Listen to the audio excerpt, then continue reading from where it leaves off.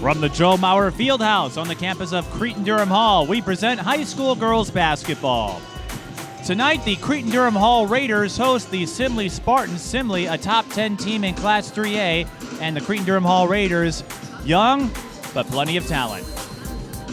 Hello, everyone. I'm Mike Peden, joined by Jason Sandifer, the owner and head coach of the Minnesota Lakers. Jason, Simley, a top 10 team in 3A this year.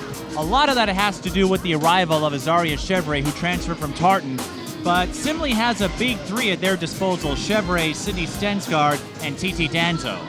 Yeah, that's right, Mike. I think Cretin's going to have to do a pretty good job of stopping those three if they plan on winning tonight. And those three will present a tough assignment. But Cretin-Derham Hall, they've got a strong anchor in Franny Hottinger. Already 3 30-point games this season. She's going to Lehigh University next year. That's a great way or great formation foundation to build on with first-year head coach Crystal Flint. Yeah, Crystal's got a lot to look forward to with these young players, and I think Crystal's going to be the one to get these guys going and to kind of not turn this program around, but get it back on track. Well, this program did reach state a year ago, but a lot of the people responsible for that run graduated, so you have a lot of younger faces. But one thing about Cretin, they may play among the big schools, but unlike most of the big ones, they have a lot of multi-sport athletes. The speedy Sydney Jackson, you've got Paige Goldie, a soccer commit at North Dakota. So when you have that all-around talent, that can go a long way. That can, and I think that helps in terms of a physical stamina. I think that helps teams or helps players as well. And for Simley, they've had to deal with some adversity already. Their starting point guard, Raven Miles, suffered an ACL tear the first game of the year.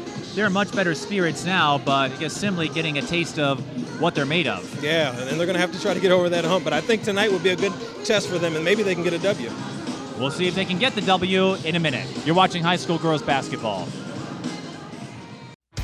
If you'd like to sponsor a TSB television broadcast, Patreon is the place. Sponsorships start at just $1 a month. Visit patreon.com/TSB television and make a pledge for premier Twin Cities sports coverage.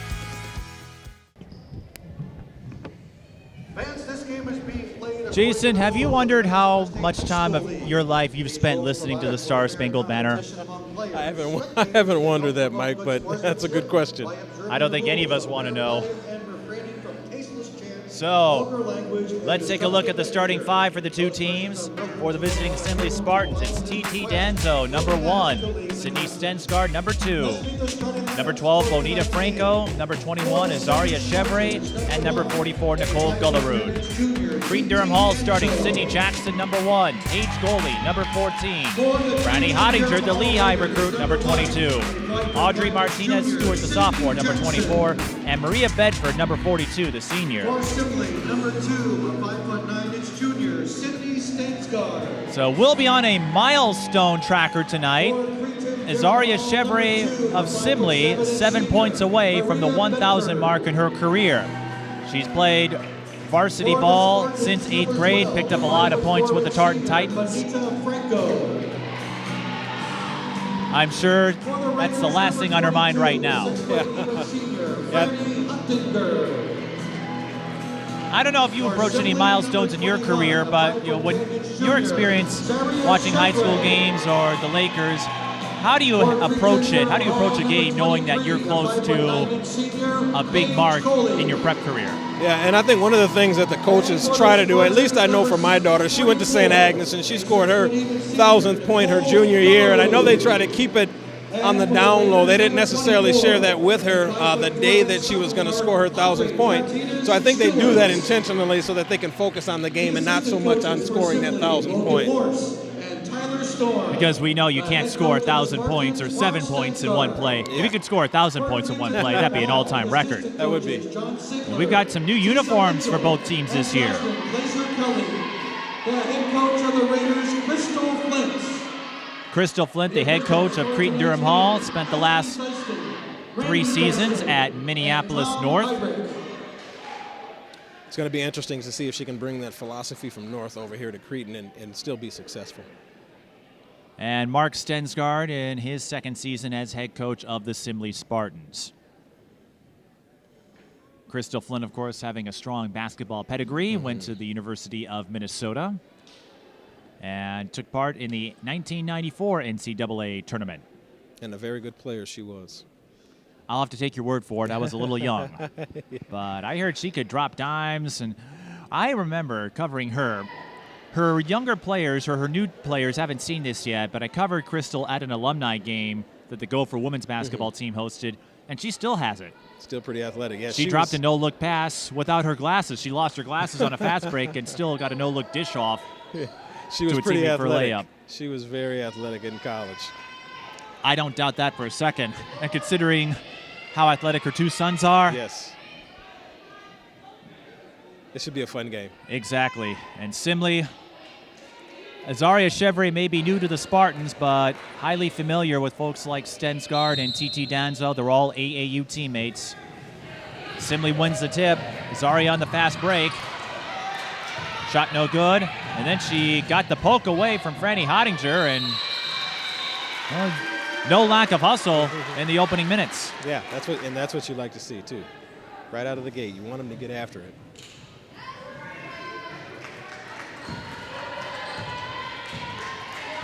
Have you ever seen a player not get after the basketball?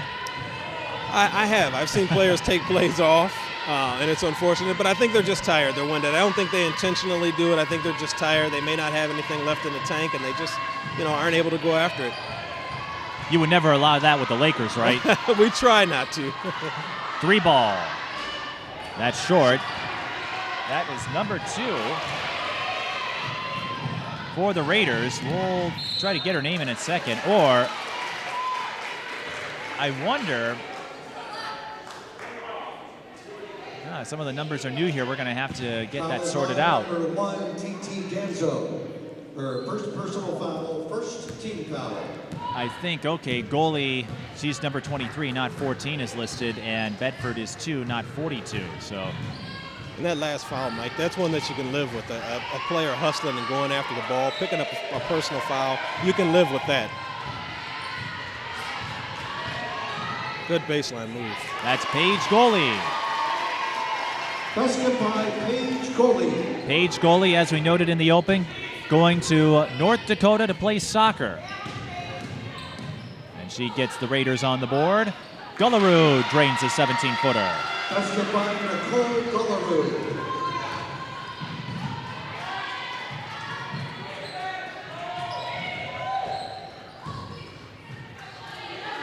This is Bedford, who Crystal told me is an accomplished drawer, quite the artist. I'd like to see some of her renditions. You think she could paint some happy little trees like Bob Ross did? She probably could, Mike. Foul on the floor, charge to the Spartans. Foul is on number 44, Nicole Gullaroo. Her first Foul charge to Gullaroo. Second team foul. Number 15, Chomp Denzo in the lineup for the Spartans. Cretin-Derham Hall 3-3, Simley 3-1. Had a delayed start to their season as Hottinger misses the layup. Sloppy pass by Chevre. Martinez Stewart for 3. Looks short, and it is. Sydney Jackson chases it down. Sydney Jackson, quite the sprinter on the track team. Brings a lot of speed to this lineup. Good post play. Good post pass. And that will be a foul on number 15, Chomp Danzo. Cretin's looking to get the ball inside early here, Mike. Foul is on number 15, Chomp Denzo. Chomp is her shorthand name. Her full name is a bit long and difficult to pronounce. I'm not going to give it a try either. Hottinger off the skip from Bedford. Turn around. No good. Gullaroo with the rebound, and she's fouled by Martinez Stewart. Foul is on number 24, Audrey Martinez Stewart. Her first personal foul, first team foul. Cretin-Derham Hall reached the state tournament in 4A last year under former head coach Joe Lynch, who took a similar position at Hastings. And Simley lost by a single point to Holy Angels in the 3-3A section final. But with the arrival of Chevre and changes to Holy Angels, section 3-3A, it probably comes down to those two, but it will be a toss-up between the Spartans and the Stars of Holy Angels. Both teams are aggressive here early on, Mike. That's what you like to see as a coach. Ottinger fakes the three, but she we gotta traveled. travel, yeah. Of course, when you've got Ysareia Chevre on you. Got to put it on the floor first. Precisely. Chevre made a name for herself at Tartan. Brought a lot of hype, and who knows if she had stuck around, what might have been there, but her father told me that decision was building. It was coming. It was just a matter of when. Layup is no good from Sydney Stensgaard, but she strips the ball away. A sluggish start to this one so far. Good pass. And that will be free throws for Maria Bedford, number 2. Good court vision there. Very good court vision. Foul is on number 2, Sydney Stensgaard. Her first personal foul. Stensgaard charged with the foul. 4. And Simley will call a timeout. We'll have free throws when we return from that timeout. And we'll use this timeout to remind you that if you wish to sponsor any upcoming broadcast, just hit up my Patreon page at patreon.com/TSB Television. And someone who doesn't start for the Raiders, but already has some academic accolades to her name, Carolina Schuster. Scored a 32 on her ACT. She's hoping to get accepted into Duke University. Yeah, I think it was actually a 35, Mike, which is pretty good. Crystal confirmed it was 32, but still, that's still not bad. If you can get to score in the 30s, you're doing pretty well. Out of 36, that's not yes. bad. And I think the average is 21. Yeah. So right around 20 or if you're in the 21. 30s, you're in good shape. Yeah.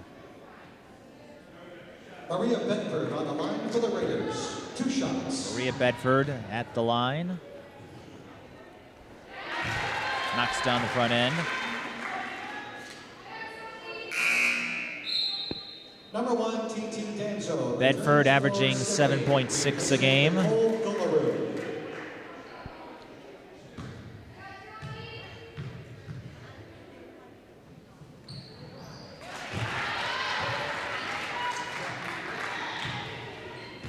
Cretin's kind of playing a little bit of a soft press here. And it results in a turnover.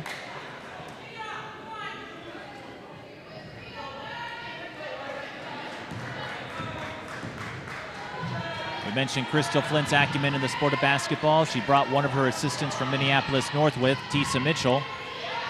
Tisa, an accomplished athlete at Minneapolis North, won a couple of state titles.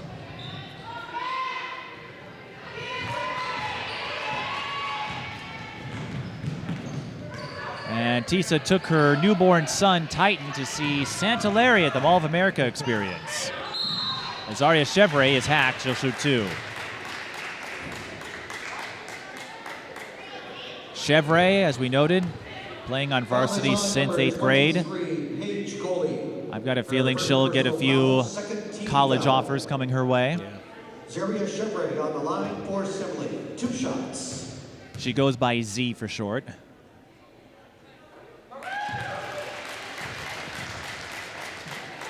And she's a difference maker. I covered her a couple of times last year. Played a big role in Tartan's win over Stillwater. And played really well in the game against Matamidi.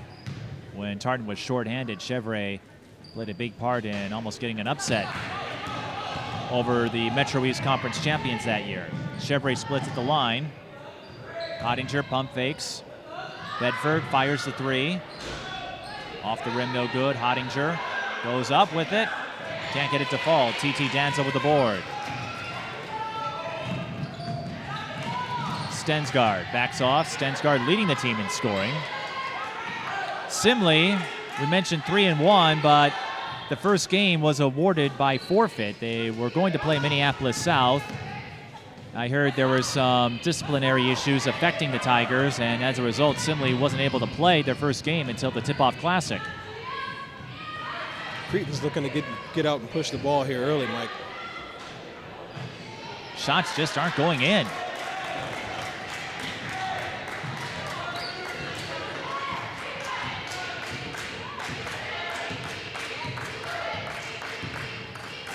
Whoever can get on a shooting streak of sorts here might have the edge. Well, here's one way to pick up some points. Oh, and a hard foul. And Ottinger will have to do it at the free throw line. It's a good foul, though, Mike. If you're going to foul on a fast break, don't give her the layup. On number 12, Make 'em earn it. Make them earn it. Her first personal foul, team foul number 5. Franny Hottinger, Franny Hottinger, the Lehigh recruit, also a two captain shots. on the soccer team this past year. Scored 32 in Cretin's win over Parker Cottage Grove on Tuesday. Had 30 and 35 in her first 2 games of the season. She's definitely a difference maker. She's the only returning starter from last year's Section 4 4A champion. Unfortunately, she can't make the free throws. And in this sport, we call that a good foul, right? That's a very good foul. Sydney Jackson with the strip. Can't beat Chevre to the rim.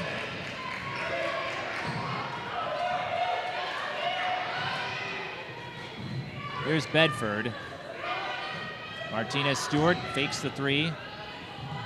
Cretin swings it back out. Got 3 seconds in the lane. It's not a call you see often. No. Erin Borchard in for Simley. Checking in for Cretin-Derham Hall, number 12, Anna. And if you're wondering about Simley and the Raven Miles injury, Mark Stensgaard told me that first week was really rough. Raven, their starting point guard, and your first game of the year, she goes down, and to find out that she's done for the season really is a blow to the morale, but she was in much better spirits tonight. In fact, her teammates are now mocking her ACL injury in a good way. And that's tough, Mike. Whenever your leader goes down, it's kind of tough to regroup.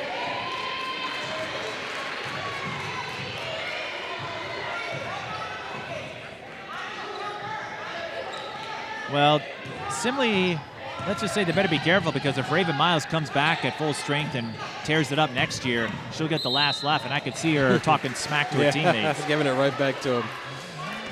That's a good sign, though, when your teammates can give you some smack talk about an injury, which is not fun. I have not experienced it myself, but I don't think I want to. Chevre at the line after the foul on Sydney Jackson. Ysareia Chevre on the line for Simley. Simley's wins this year. We mentioned the forfeit to Minneapolis South. Last Friday, they beat Minnehaha Academy, one of the perennials in 2A. And Chevre is 4 points away from 4 digits on her scoring total. No. Cretin-Derham Hall, sloppy turnover. It looks like whoever wins the turnover game is going to be the one to come out to be the winner in this game.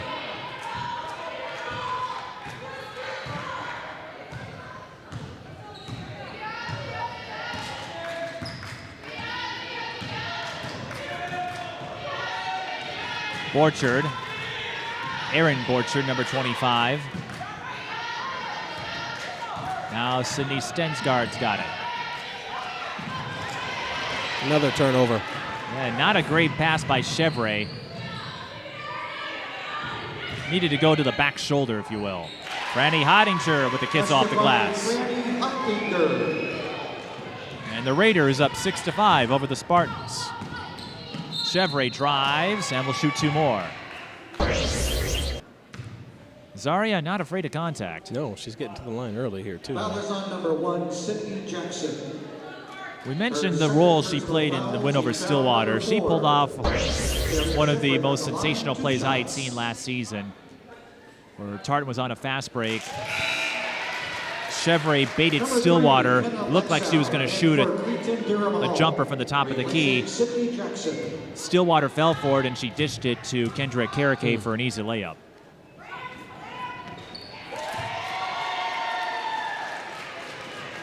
Cretin had to go to the bench here early as a result of fouls. Ysareia Chevre, 5 of 6 from the line, which happens to be Simley's total from the line. Erin Borchard times the pass, and she's off to the races. A foul is called on Kenna Lexow, and Erin Borchard will shoot 2. Foul is on number 3, Kenna Lexow. Her first personal foul, team foul number 5. Erin Borchard on the line for the Spartans. 2 shots. Borchard, just a couple of points this season. It is early. That was a heads-up play, though, Mike. Stepping in the passing lane like that. Anticipation always key in this sport. And we mentioned Simley's record. Yeah, not a lot to draw from yet. Only 4 games, and one of them was a forfeit.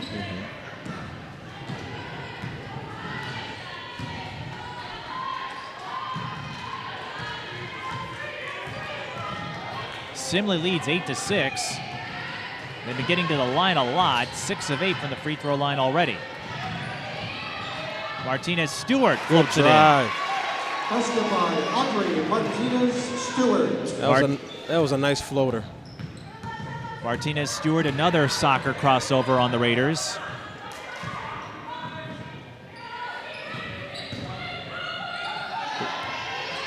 Here is Chomp Danzo to Chevre. Chevre, if she makes it, she gets 1,000. Not yet. But TT Danzo is there for the putback. Basket by TT Danzo. But Chevre just needs a field goal to cross the 1,000 mark, and a couple of Simley players have the sign ready. And we mentioned the familiarity of this team, how game respects game. I'll get to that in a minute, as Simley's on another fast break. Blocked by goalie. I'm sorry, that was Anna Colin. Timeout, Cretin-Derham Hall, but nice job on the part of Anna Colin to prevent the fast break play. Very good. They hustled back on defense. As a coach, you always want to see your players hustling back on defense. So, on that game respects game point, last year, Ysareia and a few other of her former Tartan teammates came out to a game. They had a night off after their game was postponed. Stillwater played Forest Lake, and in that game, Alexis Pratt crossed the 1,000 point mark. She was the quickest player in her graduating class to do so. Just another example of how everybody knows everybody in this sport. Especially in Minnesota. Exactly, with the AAU and even in the high school games. There's a big culture surrounding this sport, as you're well aware of. Yes, there is, and it's good to see that kind of support. These kids support one another. They may go at it on the court. They may play against each other. They may be enemies, so to speak, on the floor, but it's good to see them be friends after the game. Well, they're never enemies for long. Yeah, and that's the way it should be. Was it like that when you played for St. Agnes? Yeah, it was very similar to that, Mike. We had some teams that we played, St. Bernard's one being in particular, that they were just a big rival. Yeah, and we weren't the friendliest on the floor, but after the floor we could shake hands and tell each other good job. And it's a shame that school closed a few years ago. TT Danzo. Good ball movement, baseline drive, she kicks it, the extra pass. You said it all. And Crystal Flint has to burn another timeout with Simley on the full court press. Not what you want for any high school coach, but Simley starting to make a run here. Yeah, and at the same time, you don't want to lose the ball, right? Simley's starting to gain some momentum, and the last thing you want to do is turn the ball over. So Cretin-Derham Hall, it's been a rocky start again. A rather new team, new coach, so everyone's still getting familiar with each other. 3-3. They beat Rochester Lourdes to start the season, lost to Holy Angels, a team that a lot of folks underestimated. But Frankie Vassilero's really turned it on. They beat Anoka, lost to Hill Murray, lost to Roseville in a runaway. Roseville pretty deep this year. Tomorrow, Cretin will be right back here hosting Eastridge, so a winnable game for the Raiders there. Although Eastridge is starting to turn it around after going winless last year. They're 4-2. No statement wins yet, but I suppose when you go from 0 wins a year ago, any win is good. Right. Hottinger tried to get the charge. Deep three. Good rebound. Very good rebound. And Simley ends up committing the foul. That's their last to give. Audrey Martinez-Stewart comes up with the steal there. Number 15, Chomp Danzo. And that's the second personal on Chomp Danzo, and she's going to go out for Nicole Gullerud. Number 4, Michaela Hilton-Adams, in for the Cretin-Derham Hall Raiders. Cretin, as we know, got to state a year ago, they were upset by Roseville in the quarterfinals. And Roseville brings back just about everybody. High-low play, and it's good. Executed very well. Schuster. Carolina Schuster, the woman who wants to go to Duke next year, gets on the board. Simley, they got to go back out. Bounce pass a little off the mark, and it results in a steal for Anna Colin. 12-10 our score. I think one of the things that can plague you, Mike, when you have a young team is turnovers.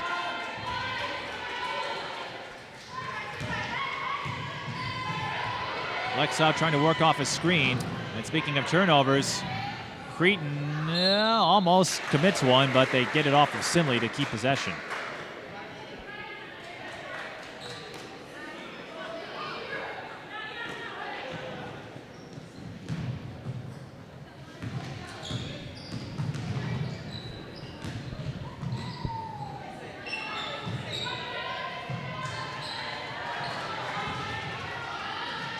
Michaela Hilton-Adams making her first appearance.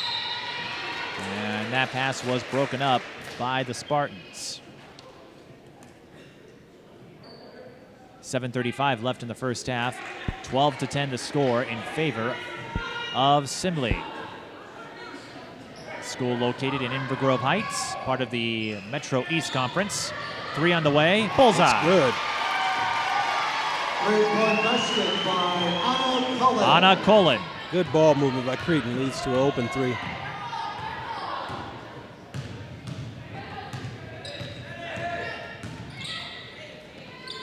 Cindy Stensgaard can't get the answer, but TT Danzo threw it up. Maybe not the best angle there, and Cretin throws it right into the hands of Borchard. That's no good, but an offensive rebound. Chevre for 3. Off the heel. Ikaram goes to Stensgaard. We saw this on Tuesday, or at least I did.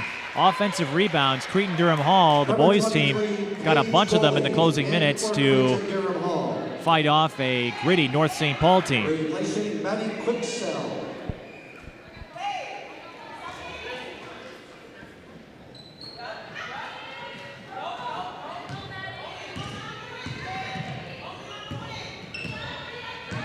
Stensgaard off the screen. Feeds it to Borchard. Simley does a lot of high ball screens, which you don't typically see in high school sports. You see that more on the college and pro level especially, but you don't see it a lot in high school. Another offensive rebound for the Spartans. Chevre, the skip to Gullerud, and Cretin packing it in. Cretin's defense right now resembles a zone. I think they're trying to play man, but it resembles a zone. And Paige Goldie finally gets the rebound, so Simley with a bunch of opportunities, they cannot convert. And that pass broken up by Stensgaard. You can really see the influence that the NBA is having on high school basketball, Mike. Cretin runs a horns set, which is really an NBA type set, but can be used at any level. We saw quite a bit of that last week at the Como Maranatha game. Como Park, they like to run a lot of horns as well. And looks like one of our camera ops is ready to play. That was on number 55, Carolina Schuster. Her first personal foul, team foul number 6. Carolina Schuster hit with a foul. Cretin-Derham Hall out of fouls to give. Simley, other opponents of note, they'll play St. Louis Park at Eden Prairie at the Park Center Invitational. That event has become fun to watch. Simley turns it over. Unlike other holiday tournaments where the host school sets it up to try to get themselves in the final, Park Center does a round robin, so every team gets 2 games, and the matchups are almost always good. Then Simley will play in a couple of other invitationals as well, including the MLK Minnesota Fury event at St. Catherine's University. They will take on Chaska, a team that's been on the rise over the last year. Foul was called on Borchard, and with Cretin-Derham Hall in the bonus, Michaela Hilton-Adams will try to do something with it. Number 12, Bonita Franco in for the Spartans, replacing Aaron Borchardt. And it's tough to gauge what impact Raven Miles would have, but I have to imagine losing your starting point guard might be affecting the efficiency on the Spartan side. Definitely, Mike. It definitely affects the efficiency, the flow of the game. Again, that's your leader. Now, looking at this team, they have plenty of leaders out there, but right, you don't have that floor general. High-low, almost turned it over. Good steal. That was Franny Hottinger, and she'll take it all the way. Good defense. Franny Hottinger.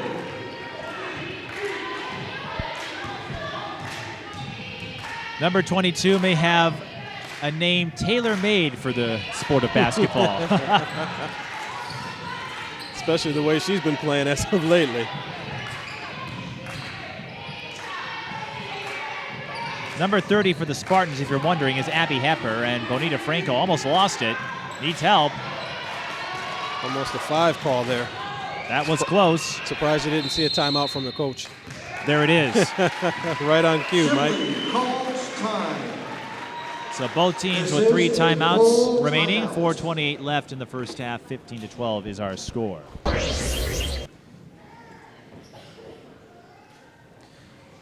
And both teams highly involved in the community. I know Simley, they do a couple of events every year, and Cretin-Derham Hall service projects are a big part of what they do.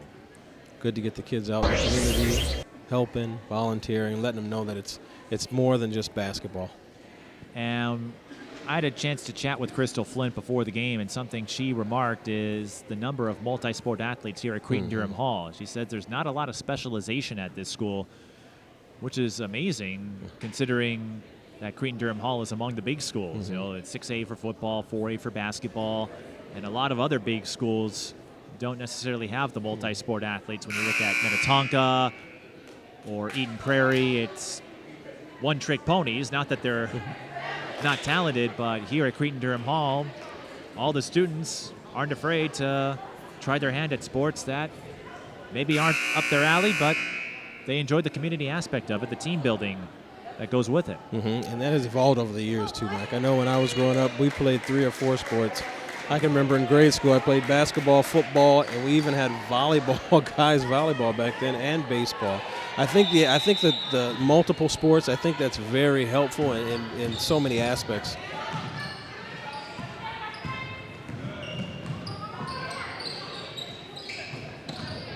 Chevre, that was a tough entry pass, and it will be Simley ball, 4:17 left. You know, Mike, Simley does a pretty good job of moving the ball. If they can just stop and limit the turnovers, stop the turnovers, I think they'd be in better shape.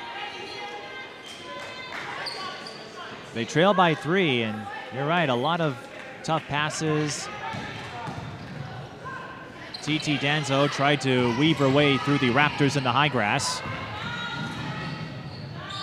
Cretin-Derham Hall struggling a little bit with ball control. And now they back off. There's that horn set again. That's a tough play to stop. That's a tough set to guard.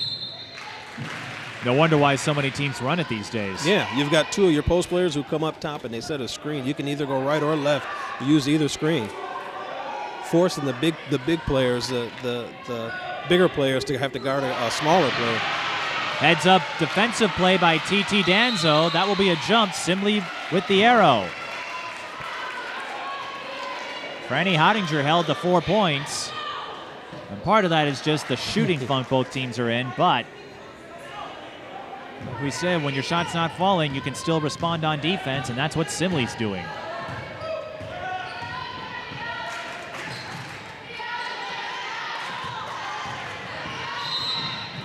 And a foul is called on the Raiders. With Simley in the bonus, that means free throws for Bonita Franco. Foul is on number 12. Franco with 6.3 a game. Her first personal foul, team foul number 7. Bonita Franco on the line for Simley. 1-1. You usually don't see too many games with a score like this. Very low scoring game. Well, certainly not your games. No. Your version of it would be maybe 45, 44 at halftime. Yeah. You also have a shot clock, though, so there's that. That is true. Much faster paced game, forced That, right. by the presence of a shot clock.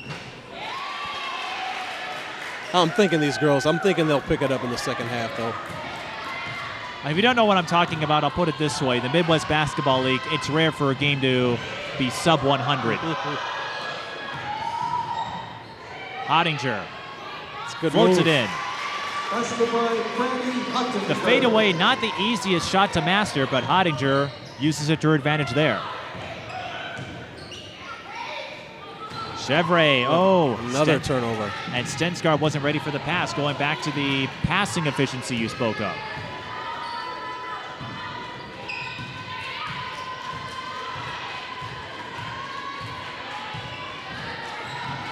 Here's Hilton Adams, out to Colin. Scramble for the ball, and a foul is called. Looks like we're in the bonus. Right, it was charged to Cretin-Derham Hall, so Ysareia Chevre, who has yet to make a field goal, will go to the line. And that's the second foul on Schuster. It's 1-1 for the Spartans. And even though she's familiar with a couple of these players due to AAU, you have to remember, for the rest of the Simley team, they're not used to a player of Chevre's caliber. That's right. This is something new to them.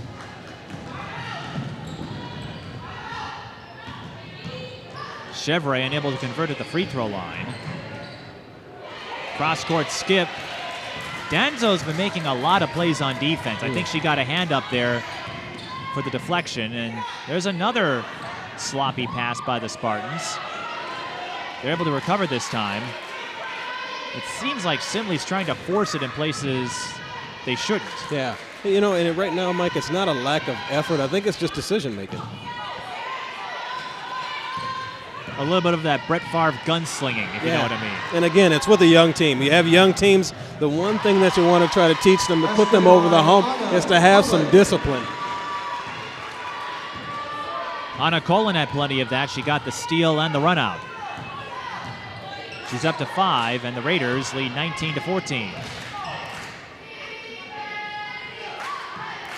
Stensgaard stops, pops, misses the 3. That's her third shot, Mike, beyond. She's got to be at least 2 feet beyond the arc there. She likes to put it up.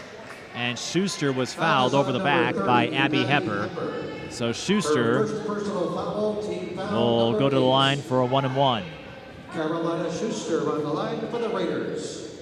1-1. I don't know what your ACT score was, but 32, as we said, if you get into the 30s, that says a lot about your study habits. Yeah. And your memory recall. And a few other things. Yeah. I think mine was 32 minus 12. Do the math. Mine, take 32 and subtract 5. There, well, that's and that not was without a bad. graphing calculator. That's not bad. It was good enough to get me to Minnesota. That's good. In my day, I think most colleges you needed about an 18, and I just cleared that. Well, I'd say you turned out all right. I think that may be relative. Cretin-Derham Hall up by a touchdown here, 21-14. Cretin's applying a little pressure here. And that's a staple of what Crystal Flint likes to do at Minneapolis North and here. She likes to get her teams running. Yeah. It's not a bad idea. It's not a bad idea at all, especially when you're looking at only 1:26 left in the half. It was no different. Why not apply some pressure?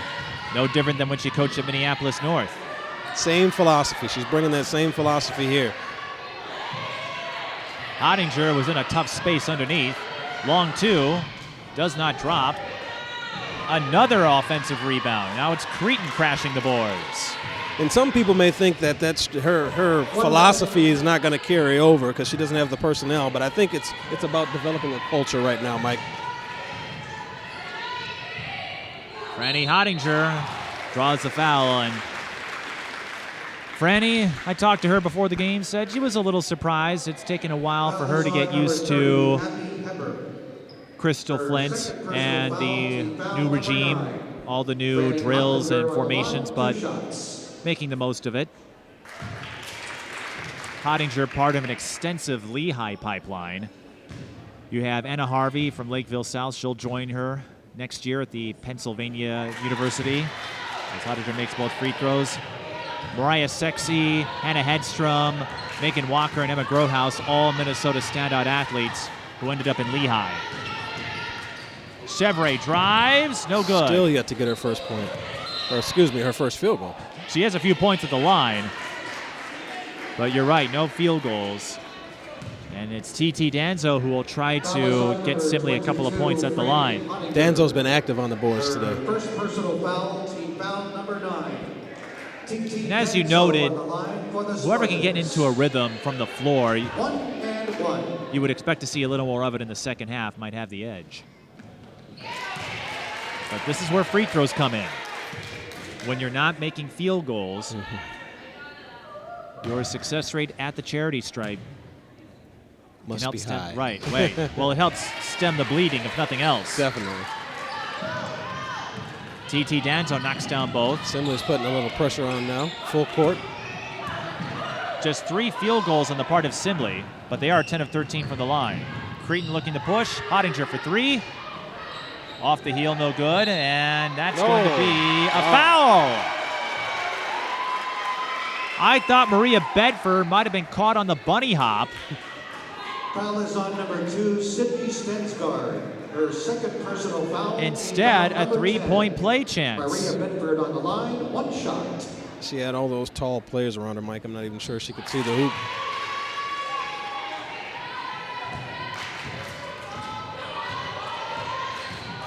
Sometimes it's better to be lucky than good. Indeed. High-low for Simley. Danzo can't save it, so the Raiders have a chance to go up big here with 12.4 left. And I think Simley's got the right idea of ball movement, but we've got to get more accurate passes. And again, if Raven Miles is in there, who knows how that might change. But we know this team can play. They did get a win over Minnehaha Academy. Bedford pump fakes. Shot no good, and that will bring the first half to an end. It was a sluggish one, but the Raiders slowly eked out to a 10-point lead thanks to a few key plays late. They're up 26-16. Before we go to break, any thoughts on second half expectations? Yeah, I think what they're going to have to do, both teams actually, Mike, I think what they're going to have to do is cut down on the turnovers. Again, right now, the whoever wins the turnover game, I think is going to have a chance to win this game. We'll see who ends up winning this game when we return. You're watching high school girls basketball. Cretin-Derham Hall leads Simley 26-16. If you'd like to sponsor a TSP television broadcast, Patreon is the place. Sponsorships start at just $1 a month.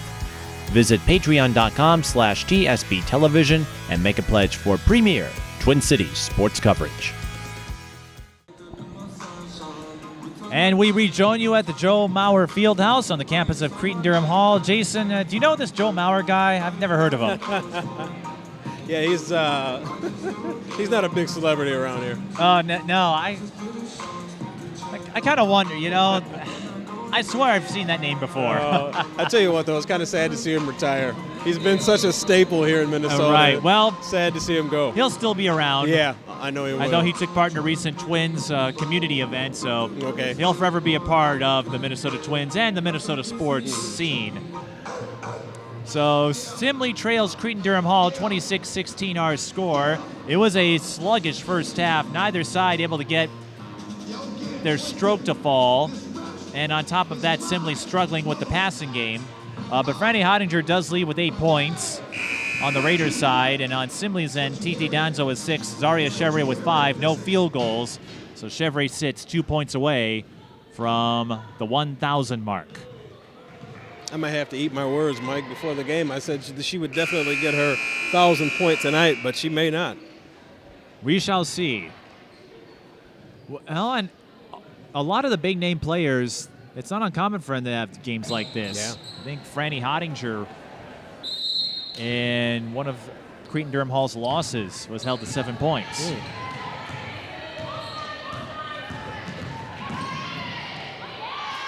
3 ball. Martinez Stewart can't hit. There's Hottinger with the O-board and the putback. She's getting going early here in the second half.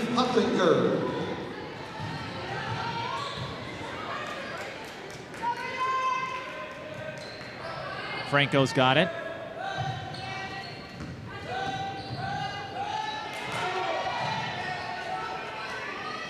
Simley with the high-low.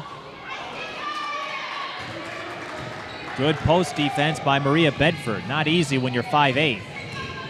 Sure is a different game when Cretin starting 5 is in there. Mike, they like to push the ball. Simley's got it. Against Chevre. Oh, so close to 1,000.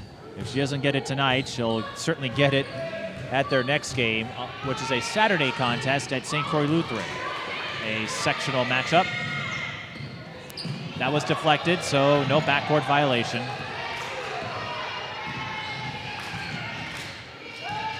Chevre. The skip to Franco. 3 is short.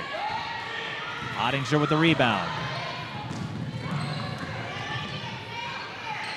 Kick out. Long 2. Does not drop. Oh, they called a charge there, Mike. Franny Hottinger, a fortuitous play, but Cretin will hang on to the ball. As you know, of course, the restricted zone in play this year at the high school level. You didn't have one when you played at St. Agnes. What do you think that will do to change the game over the course of this season? Well, I think you're going to see less charges, of course, because they got to get used to this line and being aware of it and knowing that they need to stand outside of it. So I think you're going to see a lot less charges, but I think once the players get used to it, it'll become more normal, a more normal part of the game. Hottinger, 3-ball. She does it from inside, Mike, and she does it from out. The leading scorer and rebounder for the Raiders. Again, the only returning starter from last year's section championship team. And a timeout called by the Spartans with 16:01 left in the second half. This is a 30-second timeout.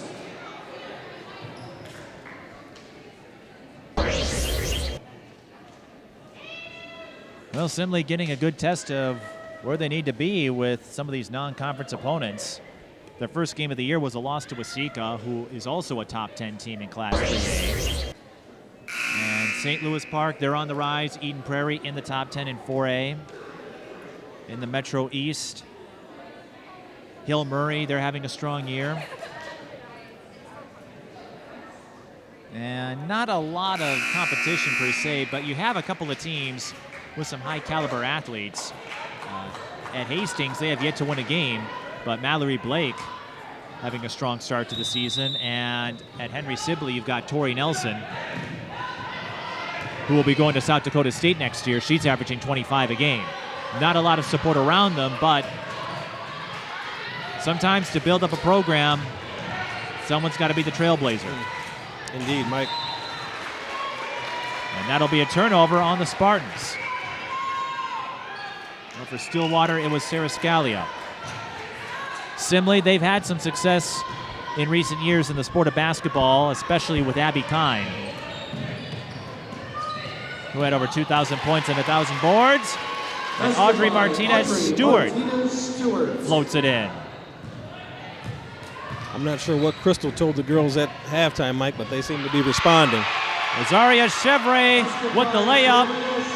And now she has crossed 1,000 career points. Ysareia Chevre, the state's newest 1,000-point scorer. But her Simley team trails by 15. She fires again, can't bank it off the glass. TT Danzo chases it down. I thought maybe their coach would call a timeout to do a little celebrating, Mike, but well, I think he's already going to hold on to him. Simley's already burned 3 timeouts. Yeah. I think he's going to hold on to him. Foul is on number 23, Paige Coley. Her second personal Goalie foul, hit with a foul, first team her second. Fans at last basket. And here's the announcement. Ysareia Chevre gives her 1,000 career points at Simley High School.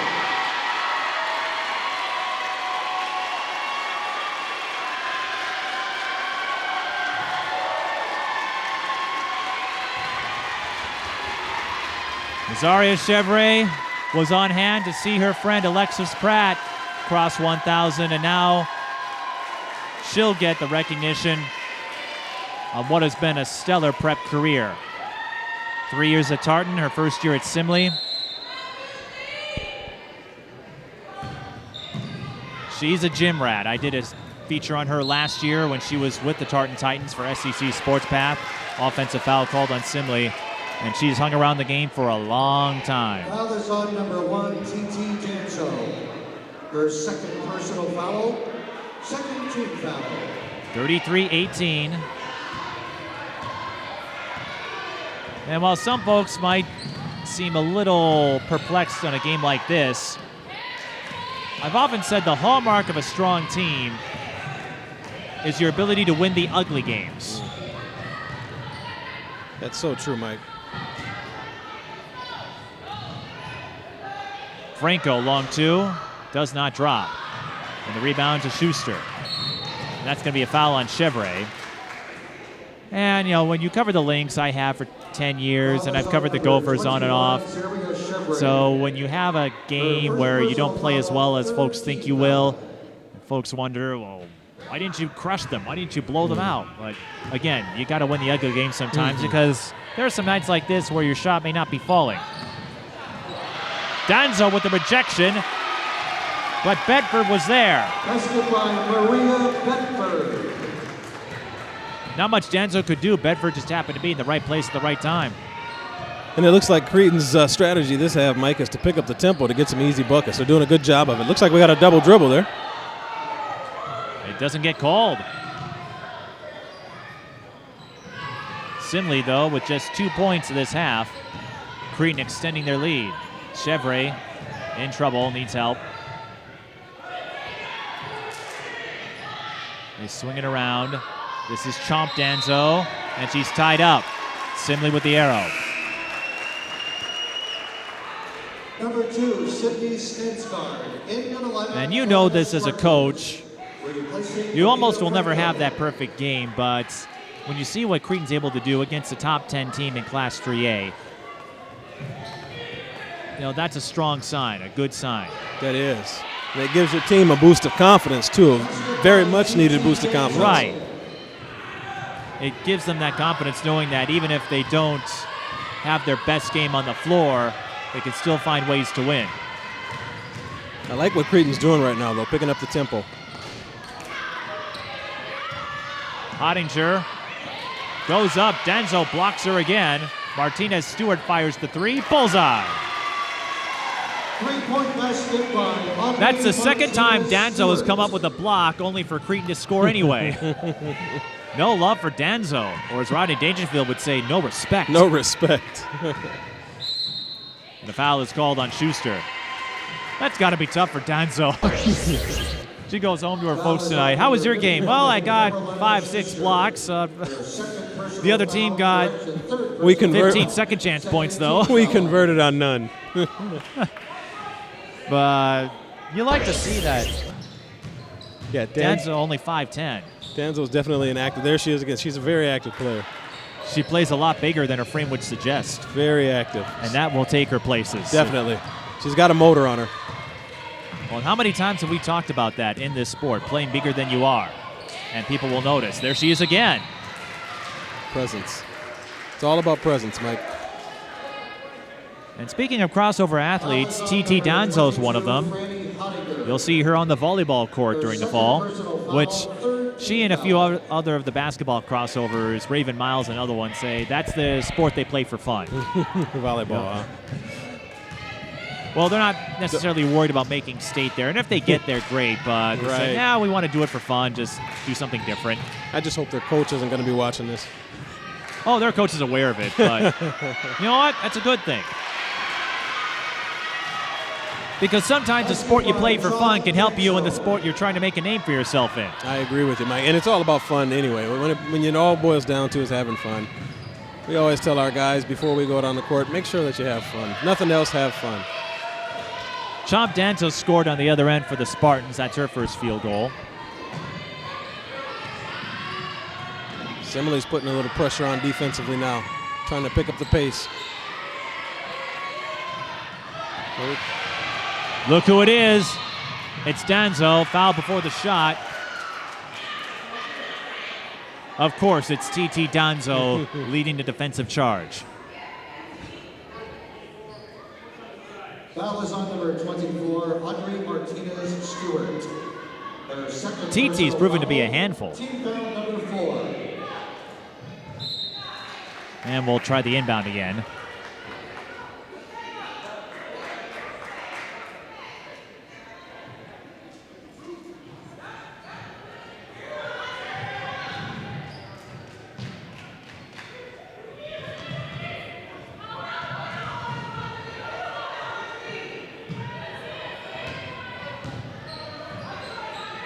Danzo tried the entry pass to Chevre. Hottinger got the deflection, and Bedford comes up with a steal.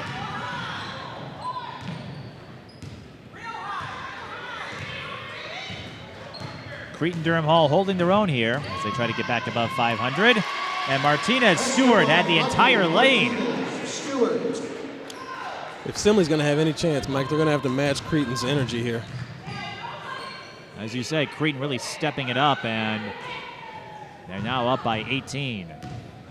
Chevre steps into a 3 and will shoot 3. Foul is on number 22, Franny Hottinger. Her third personal foul, team foul number 5. Ysareia Chevre on the line, 3 shots.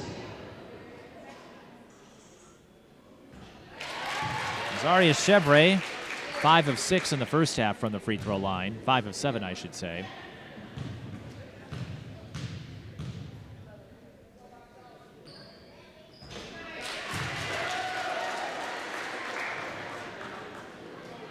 There was a discussion recently on how significant the 1,000 point mark is these days. When you played, it was under the quarter system, and you had a total of 4 fewer minutes per game. As Chevre knocks down all 3. Yeah, when I played, Mike, it was a little tougher to get to that 1,000 point mark. Now you're seeing kids do it all the time. And you got kids who are playing varsity at a younger age, too, which allows them to pile on the points. We mentioned Chevre starting in 8th grade. Alexis Pratt started in 7th grade. And so it was a 2-to-1 or, something like that. 2 of every 3 people said 1,000 is still a significant accomplishment. Yes, indeed. Yep. But you do wonder, as you said, because of all the games you play these days, we have a timeout. I believe Cretin called it. They did. 40-25 our score, 10:27 left.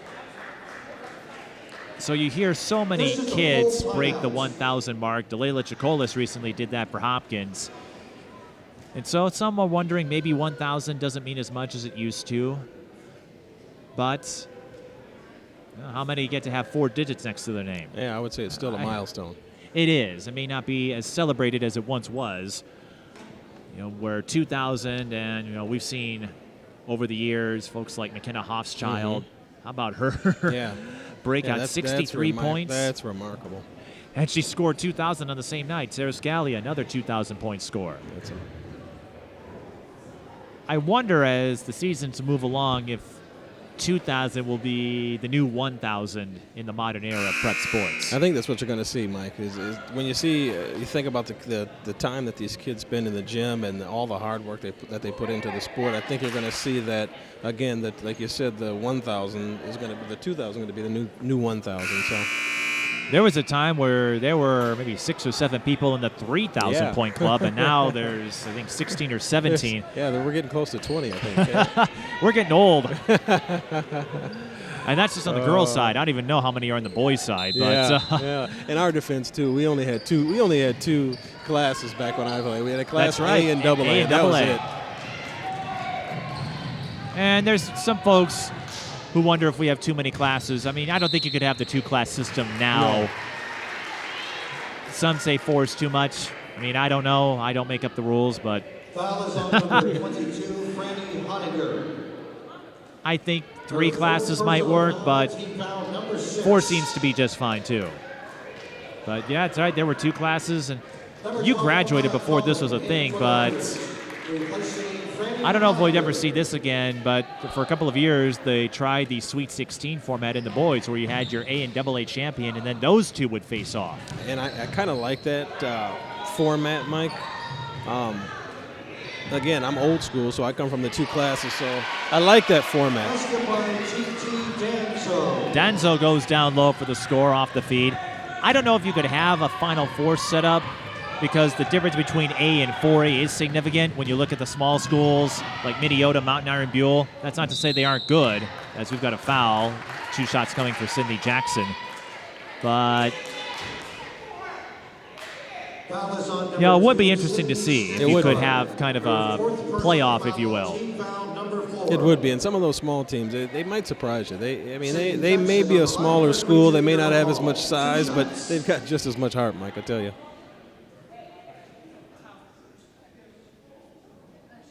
TT Danzo getting an explanation from the official. And speaking of officials, we mentioned Crystal Flint's pedigree as a player. She was an official for a long time. Yeah. Took part in many state tournaments. And a good one. The one I like to bring up was one where she was one of 3 Gophers who got to take part in a state championship game. She was the official for the triple overtime thriller between Park Center and Marshall in Class 3A. Park Center won that championship. Sidney Jackson makes both free throws. One of her teammates, Leah B. Olson, was calling the game, and another former Gopher of hers, Dana Jobert Hayes, was an assistant for Park Center. Her daughter Michaela was playing at the time. The trifecta. It was, and those 3, they have a laugh about it. Sister, sister, high-low. And Chomp Danzo calls out her older sister saying, thank you. I got you. But does Simley have enough time? 42-29 our score. Cretin-Derham Hall up by 13. Sidney Jackson, an All-American in track. TT Danzo picks off the pass and will shoot 2. And to Simley's benefit, Cretin-Derham Hall now in the penalties. So Simley, with 9:04 left, they could take advantage of this and work their way back from the line. Yeah, and I think Danzo just made up her mind and decided that she's going to kind of take over this game on both ends, and that's what she's doing here, Mike. And Danzo is a threat on both sides, points and rebounds. Stensgaard, no different, but TT Danzo, she may be 5'10" on the program, but plays a whole lot bigger. But you got to make the free throws if you're going to work your way back. Sidney Jackson heads to the bench. I was going to say an All-American in the 800, a great sprinter. And she is fast. Started her varsity career at Como Park, and Danzo bricked at the line. Unfortunate for the Spartans as they still trail by 13.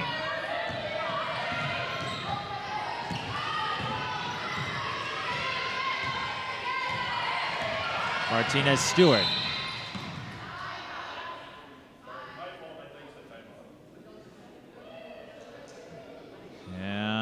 We got some confusion here. Was there a timeout or a 5-second? I think Crystal was calling for 5 out offensive set. And the and ref the official thought you said timeout. So inadvertent whistle. In fact, I heard Crystal say 5 out. That makes sense now. That's something only a coach would know. It's called the reticular activating system. Something you use. Raiders turn it over. So you pick up on it. So you probably have a different name for 5 out. Yeah. So you don't have an official thinking you call a timeout. Right. I will change that now. Chevre, elbow J, no good. And then a reach-in foul on Chomp Danzo. Probably not the smartest foul, Mike, but I like the fact that they're trying to get a little more aggressive on defense. They got to make some things happen right here. Her 3rd personal foul, team foul number 5. And it's often difficult for the 3A teams to go up against high-level 4A teams. That's not a knock on their talent, but I've noticed this over the years. There's something about 4A.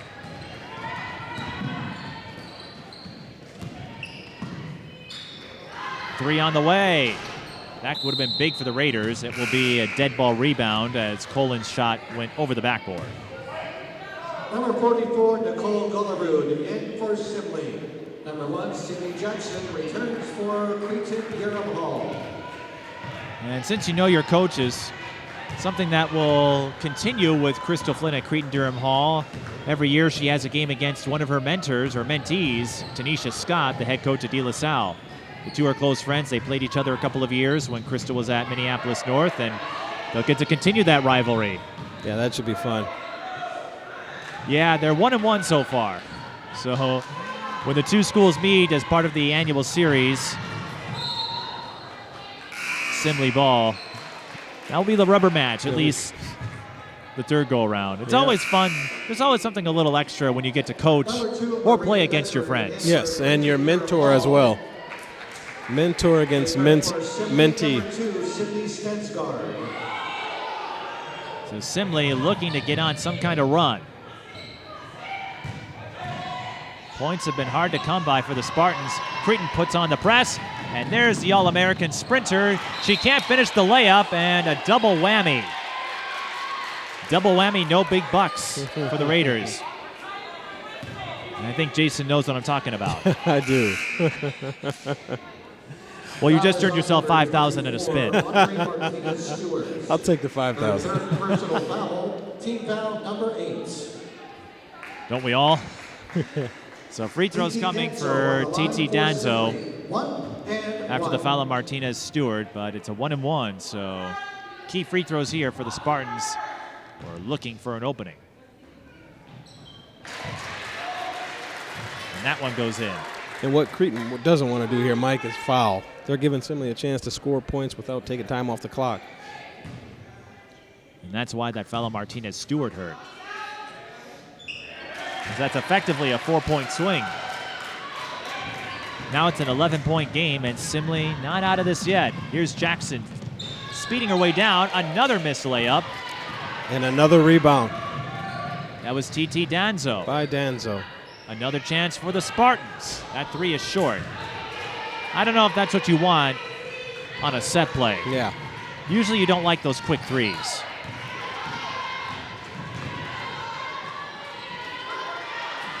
Will allow Cretin to burn up some more time if they want. Martinez Stewart fires the three, bullseye. Good. 3-point basket by Audrey Martinez Stewart.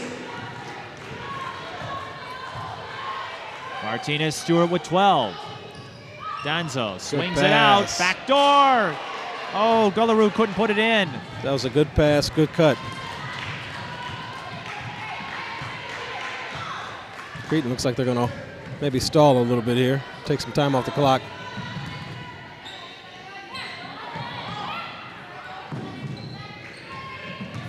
Got to keep the passes in check. Jackson for three. That would have been the dagger, but those three-pointers, even if they don't go in, you see it often. They produce high caroms, so yeah, it's not uncommon for the shooter to get her own miss. Got the long rebounds.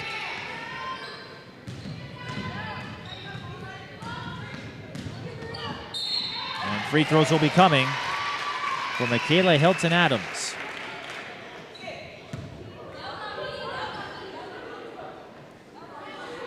Crystal told me that Martinez Stewart is a capable scorer and feels that she could be one of the best players in the Suburban East in time. Martinez Stewart, just a sophomore, so perhaps one of the future centerpieces of this team.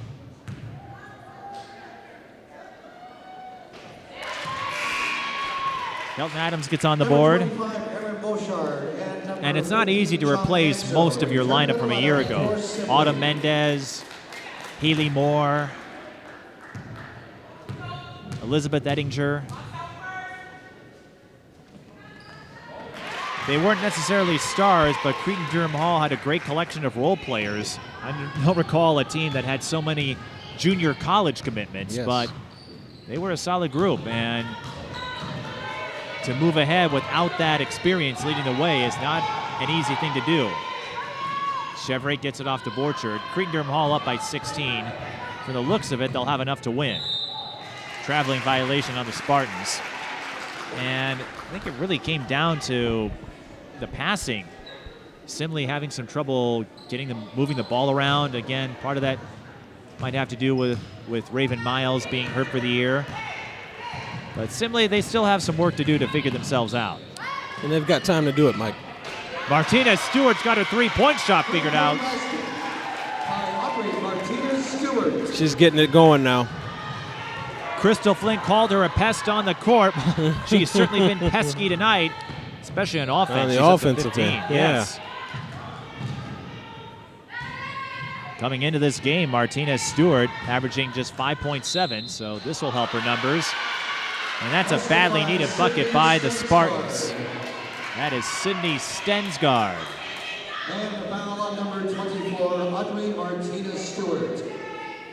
Her fourth personal foul. The fourth foul on Martinez Stewart, but I think Cretin-Derham Hall, they're up big enough to get the win secured. Stensgaard completes a three-point play. And both these teams will have plenty of opportunities. Cretin-Derham Hall will also take part in that Park Center invite. Their two opponents will be Minnetonka and Lakeville North.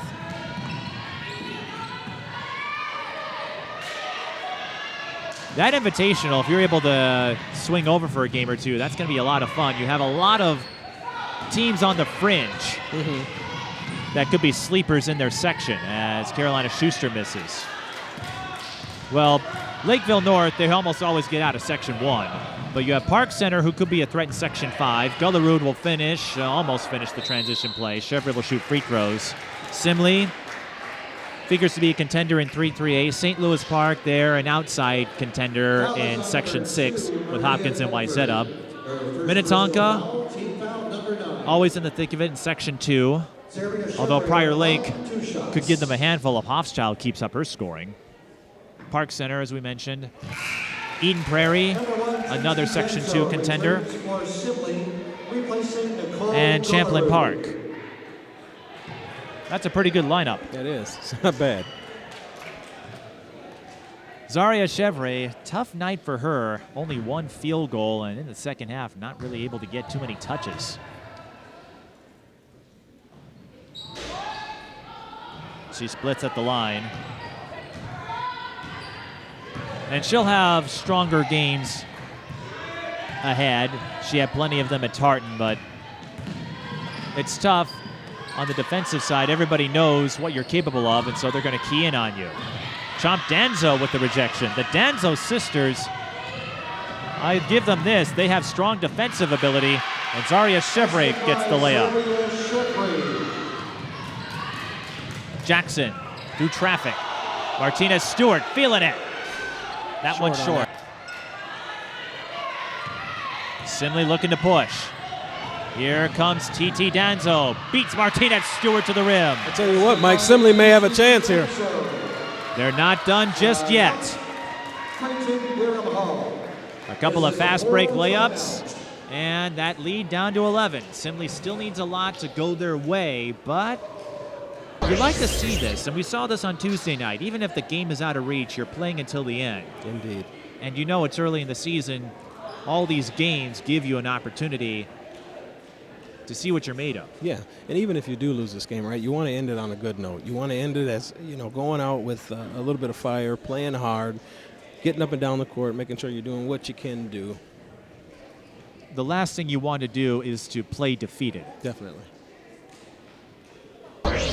How many of your games came down to the wire just because your players would hustle? Yeah.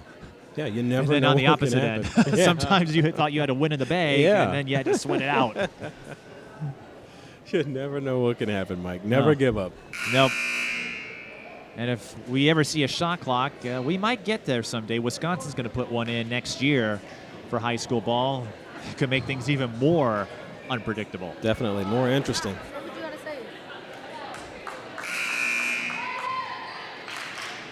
Audrey Martinez Stewart, by the way, a new season high, 15.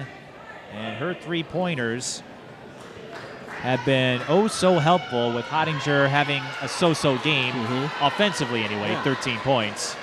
And Hottinger's back in the game now after sitting for about 8 minutes there. She got in foul trouble, picked up her fourth foul about the 11-minute mark, and now she's back in the game. Simley looking to go full court. And Crystal Flint has to burn another timeout.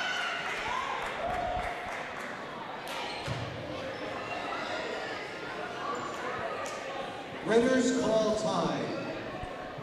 This is a 30-second timeout. And as you said, you can end the game on a high note, and when you look back on the game film, this is something positive you can take. It's like, all right, here's what we did for the last 5 minutes of this game.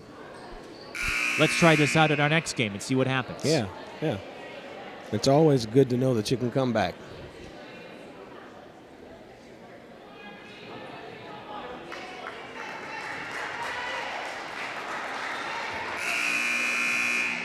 Because the math wouldn't suggest it, but even if you make the other team work for it, it does set you up well. It gives you a little momentum, and it reminds you that, hey, you can play with the likes of Cretin-Derham Hall and some of the 4A contenders. And what I like to say, it shows that you have comeback power. And Cretin-Derham Hall snuffs it out.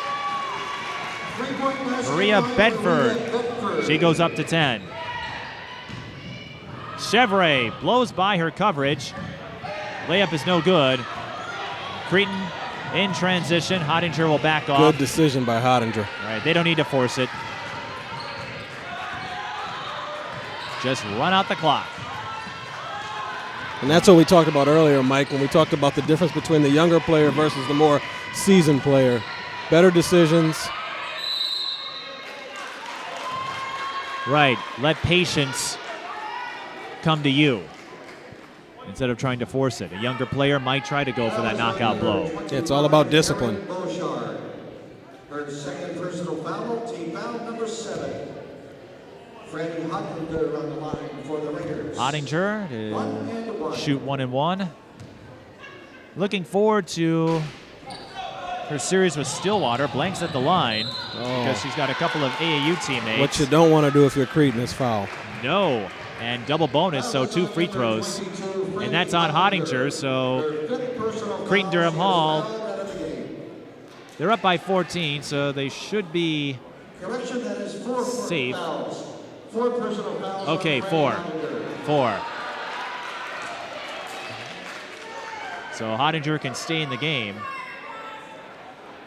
But as you said, even if Cretin's lead is insurmountable, putting Simley at the line with the clock stopped is not what you want to do, especially with a foul in the backcourt.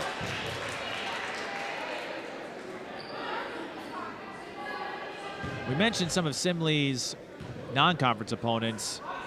They're in the same conference as Tartan in the Metro East. I can only imagine how emotional that series is going to be when Ysareia Chevre has to go up against her former team. Yeah, emotion should be flying high that game. Kickball, it will go back to Cretin-Derham Hall.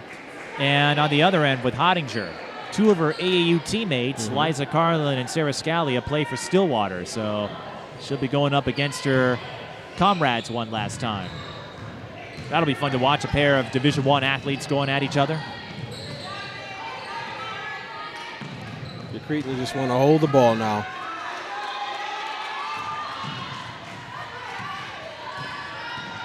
Martinez Stewart sees a hole, feeds it to Hottinger. And Hottinger converts. Hottinger up to 15. So she will not pick up her 4th 30-point game of the season tonight, but she did enough and didn't need to with Martinez Stewart. Good move. Ysareia Chevre never gives up, no matter what the score is. She avoided the contact, Mike. Very good move. What can I tell you? She's got it. She's legit. So Chevre works her way up to 15. Has a couple of years, well, a year and change to get to 2,000 perhaps. Now we've got her 5th, I think, Mike. So Hottinger is officially done. 15 points again. No 30-point game for her. No. But Audrey Martinez Stewart picked up the slack, and that's going to be more helpful for Cretin-Derham Hall down the road. Because entering this game, Hottinger was their only double-digit score. Yeah, definitely. And you want to get a W here to give your team a little bit of confidence. That being said, it's nice to know that Hottinger can explode for a 30-point game because you might need it down the road, especially with an athletic team like Stillwater in the Suburban East. And she scored 25 against Roseville in a runaway game. So Chomp Denso at the line. Academic here, but you have to like that Simley is still working at it.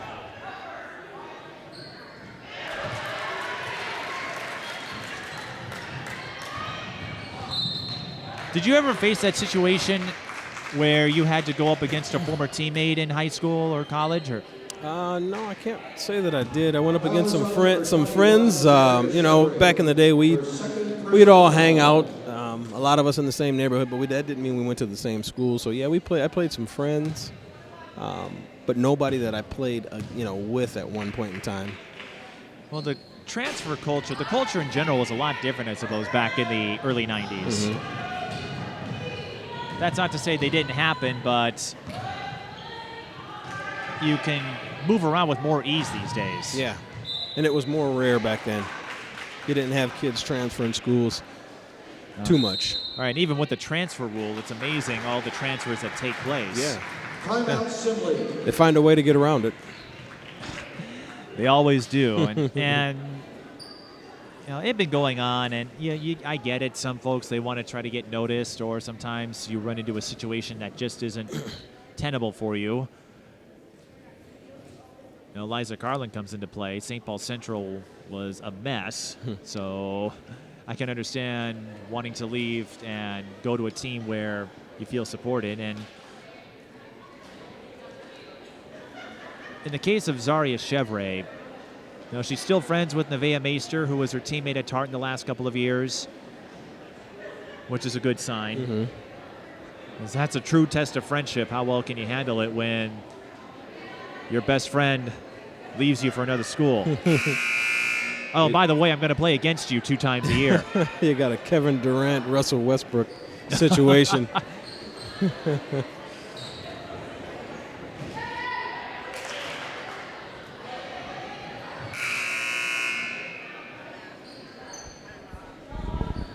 .122 remaining. We're just waiting to run this out. And what will be a win for Cretin-Derham Hall to put them over 500. Stensgaard for 3. Off the mark. That wasn't falling tonight for Simley, the 3-point shot.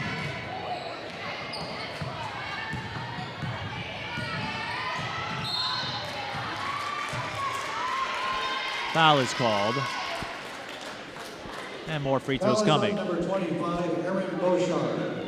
Her third personal Crystal foul. Flint came over here. As I understand it, Cretin-Derham Hall, they were looking for someone with an inner city background to lead the school once they learned that Joe Lynch was heading elsewhere. And Crystal Flint, I'd say, fits that description. But she has a strong pedigree, highly respected in whatever capacity she holds. And she checks up on her players, past and present at Minneapolis North. She cares a lot about the future generation. In fact, that's why she wanted to get into coaching. Because she wanted to make that kind of impact, but as an official, you're limited 1 minute. in that respect, because you can't create the appearance of favoritism, so you have to keep yourself at a distance as an official. You don't have to worry about that as a coach. But it's kind of fun, I suppose, when you're coaching. You understand what the referees are thinking, per se. You may not agree with their calls, but you understand get it. Their thought process. Right. Chevre will shoot a couple. That's been a good night at the line for Ysareia Chevre.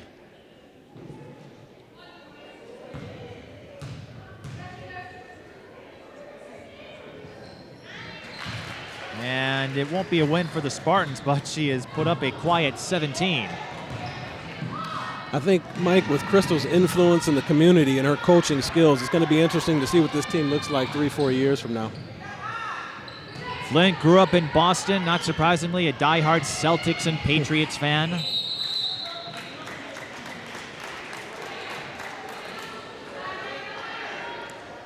So she and I don't have too much beef with each other there.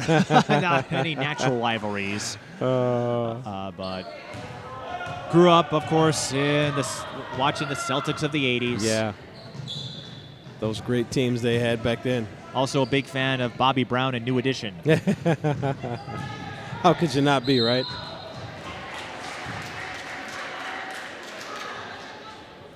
Free throws coming for Sydney Stensgaard. Simley's not giving up here.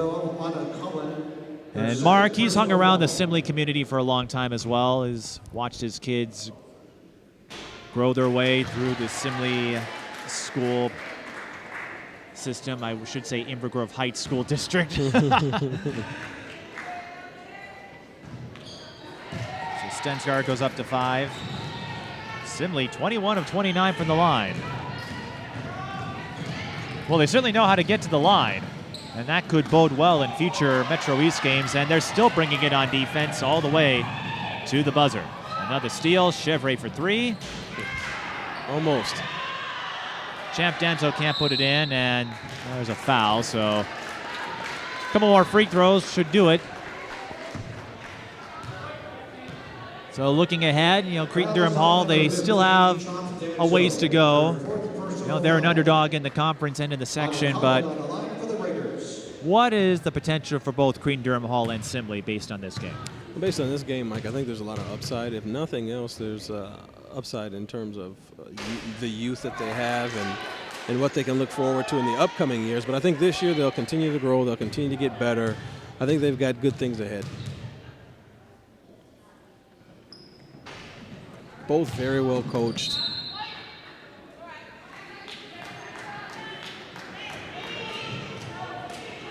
Simley, it's a learning curve, which I imagine they'll get better at with Raven Miles unable to play.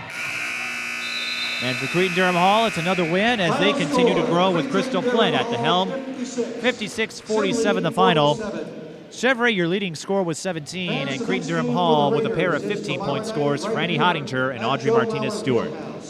The Raiders take on the East Ridge Raptors. I think it came down to efficiency. Simley had some trouble in the passing game in the first half, and Cretin-Derham Hall got on enough of a run at the end of the first and the start of the second to close out. Yeah, and I think what Cretin did in the second half, I think that's what helped them get over that hump, picking up the pressure defensively and also picking up the tempo on offense, and I think that's what really separated these two teams today.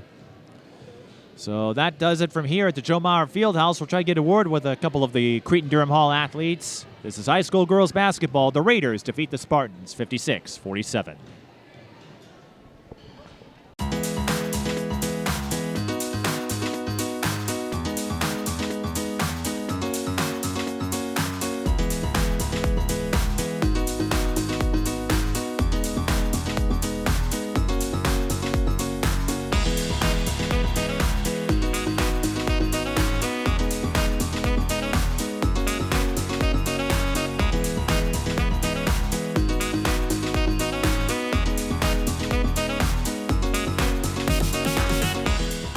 And joining me is Audrey Martinez-Stewart and Franny Hottinger.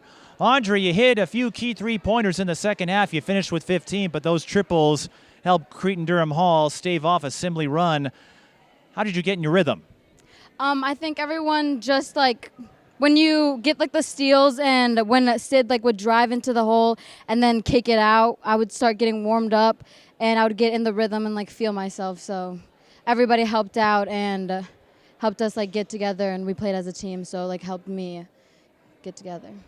Your coach called you a pest on the court, and that's a compliment, and thinking you could be one of the leaders of this team down the road. So how have you embraced your role this year as a sophomore, getting significant playing time?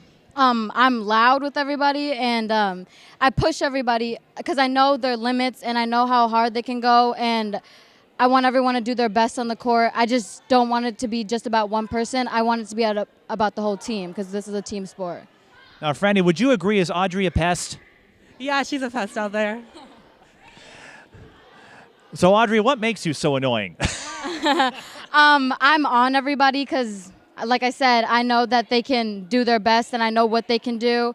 And I push them. So if I look good, I want everybody else to look good also. Well, Franny, would you say Audrey looked good out there? Yeah, she looked really good. She hit down some good shots. I was proud of her. And would you say Franny looked good out there, Audrey? Oh my God, Franny looked amazing, amazing. So no 30-point game for you tonight, Franny. You had to settle for 15 before fouling out, but you didn't need to with Audrey helping you out. But what have you done to step up as a leader after watching your senior class from a year ago move on to college ball? Yeah, it's been pretty different. So like last year, I kind of just had to worry about myself. I mean, I didn't really have to worry about being a leader, being vocal. And this year, it's totally different. I need to help lead my team and help make sure, worry about everyone else, worry about plays, and just make sure we're all like played fluidly together. So I've definitely had to step up into the role. It hasn't always been easy, but like it's gonna help me grow. So. And how has that leadership displayed itself in a game like tonight where it was back and forth, it was a sloppy first half, and then you went on a run to bookend the first and second halves to pull away? Yeah, for that, it just means getting the team together at halftime, telling them, let's go, we know we can do better than this, like we know our potential, and then second half, just coming out strong and being encouraging of everyone when I'm in foul trouble, and then just like watching other people do good like Audrey. Now, you're one of a boatload of Minnesotans to go to Lehigh. Of course, you have a few more games in a Raiders uniform. What makes you think of Lehigh? Why do you think they come out to Minnesota so often to pick up folks like yourself? Yeah, well, as you know, Lehigh has a great pipeline to Minnesota lately, and they just like North Tartan girls and Minnesota girls because they like how their grit and how hard they work and the type of style of basketball they play. I mean, it's different. Like in AAU, we learn like we all have to be okay with averaging lower numbers because, I mean, we're playing with great players, and they like how we grow into those positions and like our hardworking mentality, I think. So they see that in us, and they want us there.